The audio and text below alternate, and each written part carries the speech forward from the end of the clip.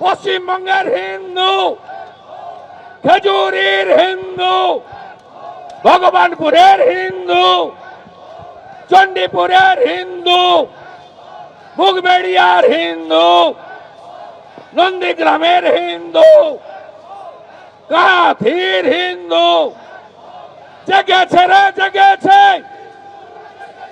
জেগেছে রে জেগেছে, জেগেছে রে জেগেছে, জেগেছে রে জেগেছে।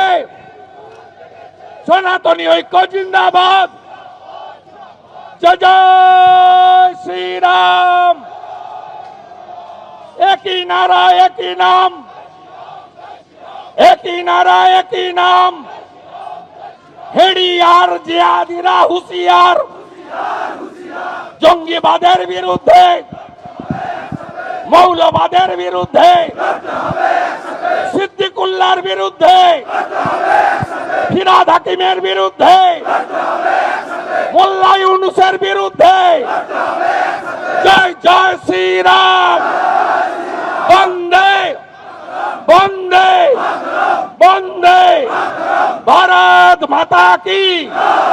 আমাদের ইতিমধ্যে খেজুরি থানায়, হেডিয়া থানায় যারা হিন্দু হটাও বলেছিল মামলা করা হয়েছে। যদি গ্রেপ্তার না করেন, ব্যবস্থা না নেন, আমরা যেখানে যাওয়ার দরকার যাব। আমরা এই সভাকে দীর্ঘায়িত করব না। আপনারা ঐক্যবদ্ধ থাকবেন।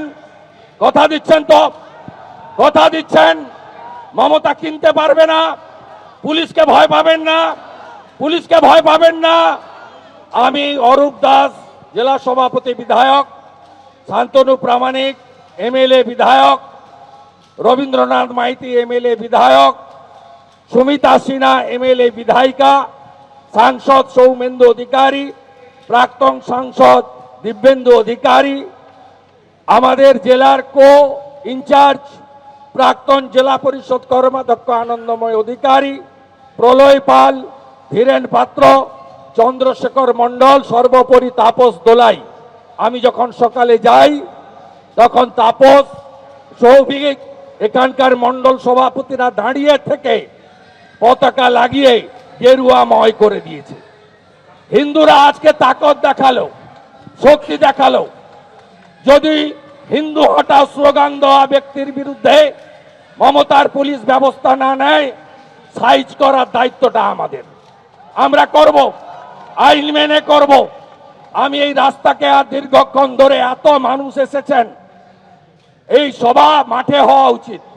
হাজার হাজার মানুষ এসেছেন, তল্লা থেকে হেডিয়া অবরুদ্ধ করেছেন।